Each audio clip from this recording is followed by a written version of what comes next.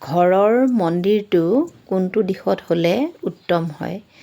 নিজৰ ঘৰখনৰ ভিতৰত যিভাগি মন্দিৰ যিভাগি থাপনা আমি স্থাপন কৰোঁ, সেইভাগি সদায়ে উত্তৰ আৰু পূব কোণটোত হ'ব লাগে।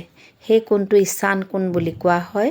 আৰু এই কোণটোত যদি আমি আমাৰ দেৱতাসকলক আমি ৰাখোঁ, তেতিয়াহ'লে আমাৰ ঘৰখনৰ শ্ৰীবৃদ্ধি লাভ কৰে ঘৰখনে। গতিকে ঘৰখনৰ অপায় অমংগল সকলোবোৰ দূৰ হৈ ঘৰখনলৈ সুখ শান্তি আৰু সমৃদ্ধি কঢ়িয়াই আনে।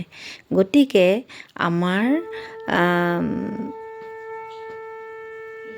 মন্দিৰভাগি সদায়ে উত্তৰ আৰু পূব দিশত হ'ব লাগে। পূব দিশৰ কোণটোত হ'ব লাগে দেই। এয়া বাস্তুশাস্ত্ৰৰ মতে একেবাৰে উত্তৰ আৰু পূব দিশটোৱেই হৈছে ভগৱানৰ দিশ। ধন্যবাদ।